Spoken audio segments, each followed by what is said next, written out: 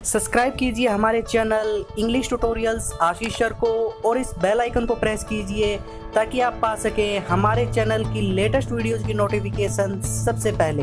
Hello students, welcome to our channel English tutorials Ashish sir. I am Hemlata Sharma. मैं आपके सामने हाजिर हूँ 29 जनवरी का करंट अफेयर्स के साथ। चलिए, फर्स्ट क्वेश्चन अपना स्टार्ट होता है। ऑस्ट्रेलियन ओपन 2019 किसने जीता है? ऑस्ट्रेलियन ओपन आंसर है नोवाक जोकोविक, जो कहाँ के खिलाड़ी है? सर्बिया के हैं। ये इनका सातवीं बार ऑस्ट्रेलियन ओपन जीता है तथा इसके साथ ही वो 15वें ग्रैंड स्लैम खिताब उन्होंने जीता है। 15वां ग्रैंड स्लैम। कुछ अपन इस टूर्नामेंट के बारे में और जानना चाहें तो जो ग्रैंड स्लैम टूर्नामेंट है उसको मेजर्स भी कहा जाता है। आपने बहुत से और भी टूर्नामेंट सुने हैं जैसे Wimbledon open, French open, Australian open. ये क्या होते हैं? ये सभी टेनिस के गेम्स हैं, लेकिन ये अलग अलग मंथ में होते हैं। जैसे जनवरी से स्टार्ट होके ये अक्टूबर, अगस्त, सितंबर तक चलते हैं। जैसे सबसे फर्स्ट आपका होता है ऑस्ट्रेलियन ओपन, सेकंड होता है आपका फ्रेंच ओपन, थर्ड नंबर पे आता है आपका विंबलडन ओपन जो आपका जून से जुलाई मंथ में खेला जाता है, और फोर्थ होता है आपका यूएस ओपन जो आपका खेला जाता है अगस्त से लेके सितंबर के महीने तक। इसमें जो हर टूर्नामेंट होता है उसके कुछ विशेष बात होती है, लेकिन यहाँ पे जो आपका ऑस्ट्रेलियन ओपन और जो आपका यूएस ओपन है उसके कोर्ट के रिलेटेड अपन कुछ बातें करते हैं। जैसे ऑस्ट्रेलियन ओपन और यूएस ओपन, इनका जो कोर्ट होता है, जो प्लेग्राउंड होता है, वो हार्ड कोर्ट पे खेला जाता है। जबकि जो फ्रेंच ओपन है उसका जो कोर्ट होता है वो क्ले से बना होता है, इट मीन्स मिट्टी से बना होता है। जबकि विंबलडन ओपन है उसका जो प्लेग्राउंड होता है, जो कोर्ट होता है, इस टेनिस के जो गेम है उसमें उस प्लेग्राउंड को कोर्ट बोला जाता है। तो वो जो प्लेग्राउंड होता है वो ग्रास से बना हुआ होता है। इसके अलावा अपन एक चीज और डिस्कस करना चाहेंगे।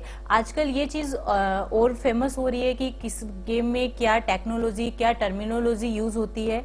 तो जैसे LBW है वो क्रिकेट में यूज होता है। तो कई बार ऐसे टर्म्स दिए हुए आते हैं कि ये किस खेल से संबंधित है। तो जैसे बेस लाइन खेल, cross court shots, base line खेल, क्रॉस कोर्ट शॉट्स, ऐसे जो टर्मिनोलॉजी है वो इन टेनिस गेम से रिलेटेड है। चलिए, क्वेश्चन नंबर सेकंड, ट्रेन 18 का नाम क्या होगा? सबसे पहले बात करते हैं कि इसको ट्रेन 18 क्यों कहा गया है। सीधी सी बात है कि इसका निर्माण 2018 में हुआ है, इसलिए इसका नाम है ट्रेन 18।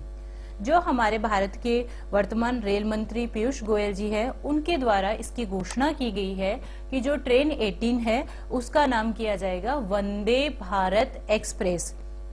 और ये जो ट्रेन है ये दिल्ली से वाराणसी तक जाएगी। कहां से कहां तक जाएगी? दिल्ली टू वाराणसी। और ये इंडिया की सबसे फास्टेस्ट ट्रेन होगी। इट मींस ये शताब्दी एक्सप्रेस को भी इसने पीछे छोड़ दिया है। और इसकी जो स्पीड होगी वो होगी आपकी 160 किलोमीटर पर आवर। तो इसमें आपको स्पेशल जो ध्यान रखना है वो ये रखना है कि ट्रेन 18 है जिसका नाम वंदे भारत एक्सप्रेस है, ना कि वंदे मातरम एक्सप्रेस। क्योंकि लगभग यही होता है, हमने क्वेश्चन पढ़ लेते हैं और एग्जाम में याद रहता है कि हाँ हमें याद है, लेकिन जैसे ही ऑप्शन में अगर आपके पास आया वंदे मातरम एक्सप्रेस तो आप उस पर डेफिनेटली क्लिक करके आएंगे तो आपका आंसर रॉन्ग हो जाएगा। तो स्पेशल ध्यान रखना है कि ट्रेन 18 का नाम वंदे मातरम नहीं है, वंदे भारत एक्सप्रेस है। ठीक है, नेक्स्ट क्वेश्चन की बात करते हैं। क्वेश्चन नंबर 3, इंडोनेशिया मास्टर्स किसने जीता है? इंडोनेशिया मास्टर्स तो ये आपका जीता है साइना नेहवाल, जो हमारे देश की बैडमिंटन खिलाड़ी है। इन्होंने किसको हराया है? ये हराया है कैरोलिना मारिन, मींस जो इनके अगेंस्ट खेल रही थी। इसमें एक ट्विस्ट है। ट्विस्ट ये हुआ कि जो, हालांकि ये गेम पूरा नहीं हुआ क्योंकि जिनके साथ ये खेल रही थी, जिनके अगेंस्ट ये खेल रही थी, वो रिटायर्ड हर्ट हो गई थी, जिनका नाम था कैरोलिना मारिन। इसलिए जो साइना नेहवाल है उनको विजेता घोषित कर दिया गया। नेक्स्ट क्वेश्चन, क्वेश्चन नंबर 4, अंतर्राष्ट्रीय सीमा शुल्क दिवस कब मनाया गया? सीधा सा आपको एक ऑब्जेक्टिव डेटा क्वेश्चन है, आपको याद करना है अंतर्राष्ट्रीय सीमा शुल्क दिवस कब मनाया गया। तो वो मनाया जाता है 26 जनवरी को। आप बहुत आसानी से याद कर सकते हैं, क्योंकि बहुत से वीडियोस में अपन देखते हैं क्वेश्चन आंसर सब सुनते हैं, लेकिन हमें लॉन्ग टर्म तक वो याद नहीं रहता है। तो उस चीज को अपन अगर किसी चीज से जो हमारे दिमाग में ऑलरेडी स्टोर है उससे हम रिलेट करके याद करते हैं तो वो हमें लंबे समय तक याद रहती है। तो इसको अपन याद कर सकते हैं कि जैसे हमारे देश की अंतर्राष्ट्रीय सीमा 1947 में बन गई थी, और उसके बाद में जैसे हमारे देश में जो नेशनल फेस्टिवल है 2 होते हैं, 15 अगस्त को और 26 जनवरी को। तो 15 अगस्त को हमारी सीमाएं बनाएगी और उस पर 26 जनवरी को सीमा शुल्क दिवस, सीमा पर शुल्क लगा दिया गया है। तो एक ट्रिक से हमें इस क्वेश्चन को बहुत आसानी से याद कर सकते हैं कि इंटरनेशनल सीमा शुल्क दिवस कब मनाया जाता है। तो answer is 26 January. Next question is question number 5। Australian open 2019, ये अपन सभी डिस्कस कर चुके हैं कि क्या क्या, French open, Wimbledon open, US open. इसमें अब नेक्स्ट है ये कि महिला एकल का खिताब जो आपका नोवाक जोकोविक है उन्होंने जीता है पुरुष एकल में, और जबकि महिला एकल का खिताब जीता है नाओमी ओसाका। नाओमी ओसाका जो कहाँ की खिलाड़ी है, जापान की। इन्होंने किसको हराया है, इन्होंने हराया है पेत्रा क्वितोवा को, पेत्रा क्वितोवा को हराया है। इसके अलावा इसमें स्पेशल ये था कि जो नाओमी ओसाका है उन्होंने लास्ट ईयर का जो यूएस ओपन था वो भी इन्होंने जीता था, US Open. Next question, question number 6। Oxford ने Hindi word of the year 2018 किसे घोषित किया है, किस वर्ड को घोषित किया है। ध्यान से देखिएगा, अपना क्वेश्चन है Hindi word of the year, तो इसमें अपना आंसर होगा नारी शक्ति। अगर क्वेश्चन ये हो कि ऑक्सफोर्ड ने वर्ड ऑफ द ईयर 2018 किसे घोषित किया है, तो अपना आंसर होगा टॉक्सिक। जो मेरे सेशन का फर्स्ट जो सेशन स्टार्ट हुआ था उसमें मैंने लास्ट क्वेश्चन डाला भी है ये कि ऑक्सफोर्ड ने वर्ड ऑफ द ईयर कौन सा घोषित किया है, तो अपना आंसर है टॉक्सिक। लेकिन अगर पूछा जाए हिंदी वर्ड अगर उसमें जोड़ा हुआ है तो अपना आंसर होगा नारी शक्ति। इससे पहले भी बहुत से हिंदी वर्ड है जो ऑक्सफोर्ड ने घोषित किए हैं, जैसे 2017 में आधार वर्ड, 2017 में आधार वर्ड को वर्ड ऑफ द ईयर घोषित किया था। क्लियर है, Hindi word of the year नारी शक्ति, only word of the year, then answer is toxic. चलिए नेक्स्ट क्वेश्चन की बात करते हैं। Next question is question number 7। Mitro Marjani के उपन्यासकार का क्या नाम है। ये क्वेश्चन मैंने थोड़ा सा घुमाया है क्योंकि आपसे डायरेक्ट अभी फिलहाल जो कृष्णा सोबती जो अभी हाल ही में जिनकी मृत्यु हुई है 25 जनवरी को, तो वो लिटरेचर के फील्ड में उन्होंने बहुत ही अच्छा काम किया है, बहुत से ऐसे उपन्यास लिखे हैं। 1980 में उन्हें साहित्य अकेडमी अवार्ड भी मिला है, उनकी राइटिंग थी जिंदगी नामा। तो इसमें अपन को याद क्या करना है कि क्वेश्चन ऐसे पूछा जा सकता है कि हाल ही में किस प्रसिद्ध उपन्यासकार की मृत्यु हुई है 25 जनवरी को, तो अपना आंसर होगा कृष्णा सोबती। और इनकी जो राइटिंग है ये इनका नोवेल है मित्रो मरजानी। एक ट्रिक से याद कर सकते हैं, जैसे कृष्ण पे गोपियां, अपन लोकल लैंग्वेज में बोलते हैं कि वो गोपियां कृष्ण पर मरती थी, इट मीन्स उन पे अपनी जान छिड़कती थी। तो इस ट्रिक से अपन इसको याद कर सकते हैं कि मित्रो मरजानी के उपन्यासकार हैं कृष्णा सोबती। आई थिंक ये क्वेश्चन बहुत अच्छे से क्लियर हुआ होगा आपके। Next question, question number 8। हाल ही में भारत ने किस राज्य में Apollo proton cancer centre launch किया है। कौन सा नाम है, अपोलो प्रोटोन कैंसर सेंटर। अब कैंसर के जो सेंटर है वो तो और भी बहुत सारे हैं, लेकिन इसमें क्या स्पेशल है कि ये करंट अफेयर्स में पूछा गया है। इसमें स्पेशल ये है, पहले तो अपन बात कर लेते हैं कि लॉन्च कहाँ किया गया है। ये लॉन्च किया गया अपना तमिलनाडु के चेन्नई शहर में प्रोटोन कैंसर सेंटर लॉन्च किया गया है।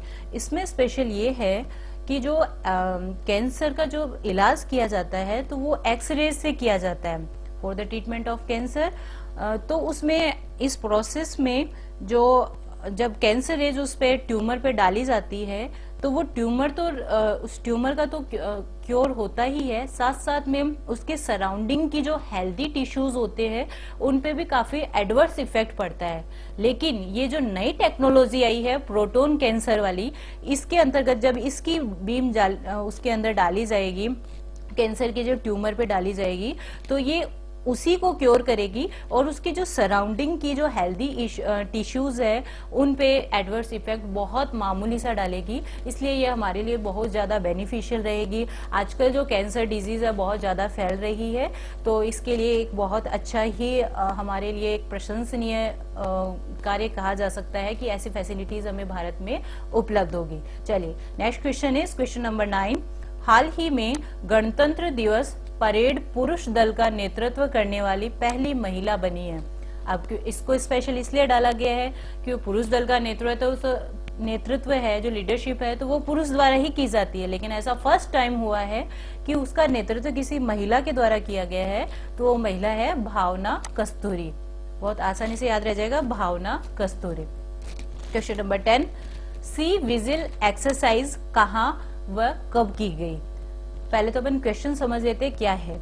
सी मीन समुद्र, विजिल मीन्स देख रेख करना, इंग्लिश का वर्ड है देख रेख करना। गुप्तचर विभाग विजिलेंस डिपार्टमेंट होता है। तो ये सी विजिल एक्सरसाइज कहाँ की गई और कब की गई? पहले अपन ये देख लेते हैं कि अभी फिलहाल 26 जनवरी से पहले 22 से 23 जनवरी को कब की गई? 22 से 23 जनवरी को की गई। अब बात करते हैं कहाँ की गई, तो डेफिनेटली सी के पास की गई। तो जो हमारे 13 कोस्टल स्टेट्स हैं, जो भी नीचे वाले स्टेट्स हैं, जो भी हमारे जो तट है, जैसे मालाबार तट है, कोरोमंडल तट है, उसके आसपास, तथा साथ ही जो हमारे यूनियन टेरिटरीज है, अंडमान निकोबार है, और उसके साथ साथ एक्सक्लूसिव इकोनॉमिक जोन EEZ, इसके आसपास सी विजिल एक्सरसाइज की गई। ये क्या है? Exclusive economic zone. अपन ने सेज तो नाम सभी ने सुन रखा है, सेज होता है स्पेशल इकोनॉमिक जोन। ये EEZ क्या होता है? ये होता है एक्सक्लूसिव इकोनॉमिक जोन, जो कि 1982 में बना था। अब होता क्या है कि जैसे समुद्र में आप पानी में, जैसे अपन थल पे कोई सीमा बनाते हैं कि यहाँ पे लाइन खींच दी गई, ये इस देश की सीमा है और ये इस देश की सीमा है, लेकिन पानी में देशों की सीमाएं किस लेवल पे निर्धारित की जाती है, कैसे निर्धारित की जाती है?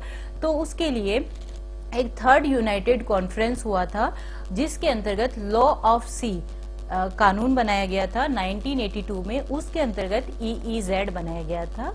तो ये 13 जो कोस्टल स्टेट्स है, यूनियन टेरिटरीज है और EEZ, इसके आसपास सी विजिल एक्सरसाइज की गई। और इसमें जो अपनी नेवी का है उसमें विशेष योगदान रहा था। और जो क्यों की गई, ऐसी क्या आवश्यकता पड़ गई, तो हमारा जो 26/11 का जो कोस्टल अटैक हुआ था, ऐसा घटनाक्रम दोबारा ना हो, इसके लिए एक्सरसाइज बहुत बड़े लेवल पे की गई थी। और इंडिया की ऐसी फर्स्ट टाइम ऐसा हुआ है कि इतने बड़े लेवल पे सी विजिल एक्सरसाइज की गई थी। चलिए नेक्स्ट क्वेश्चन नंबर 11।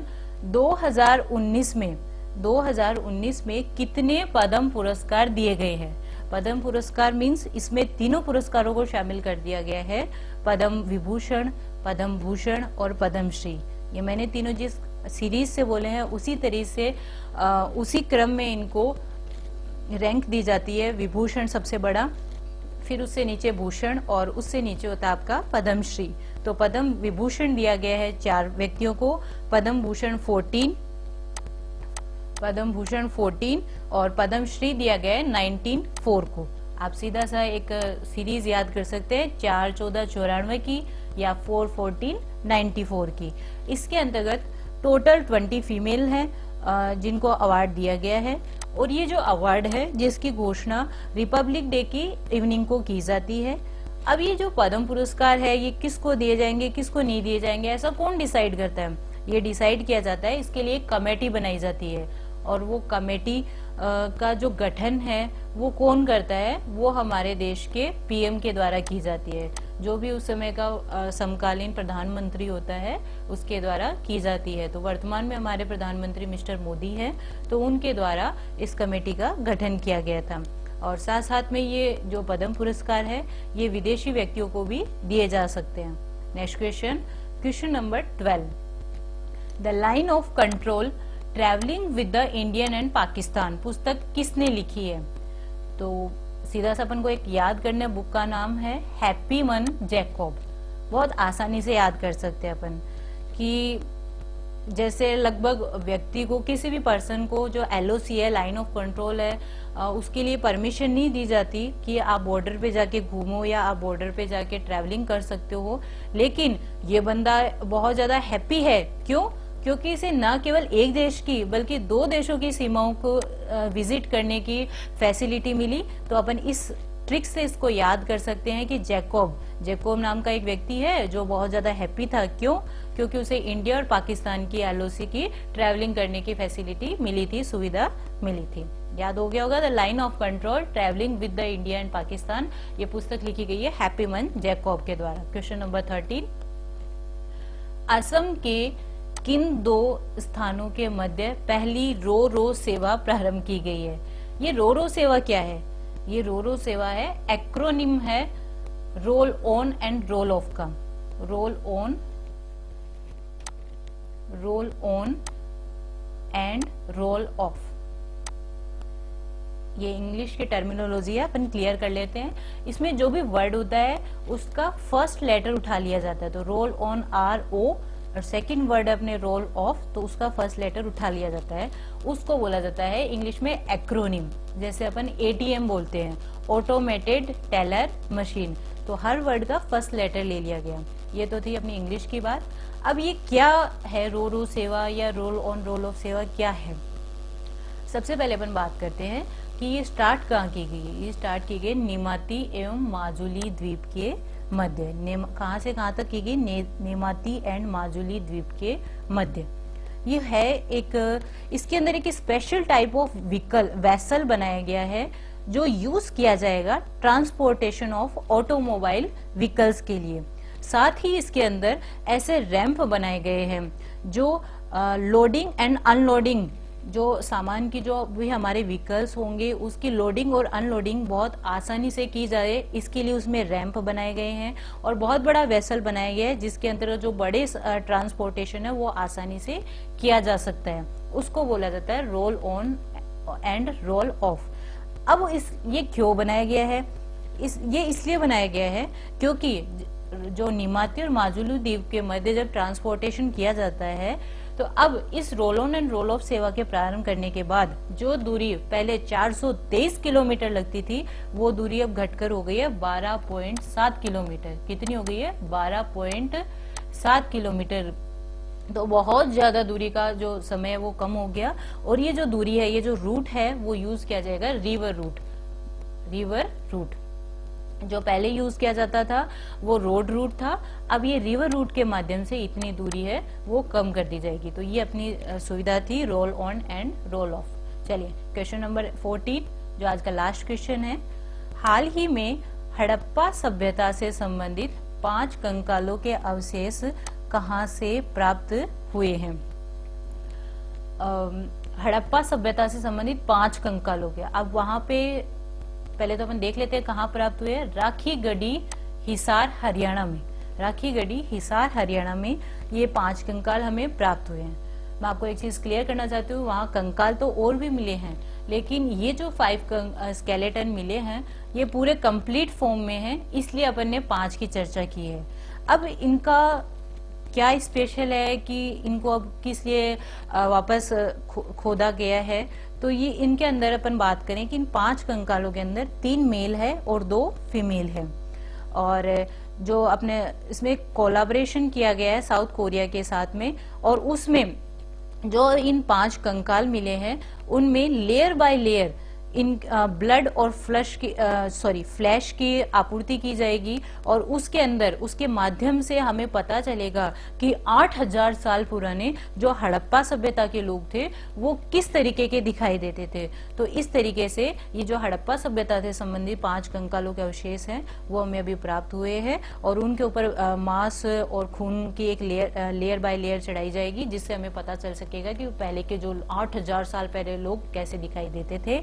और इसमें स्पेशल ये है कि ये राखीगढ़ी हमारे भारत से ही प्राप्त हुए, राखीगढ़ी हिसार हरियाणा से। चलिए आज का सेशन यहीं पे समाप्त होता है।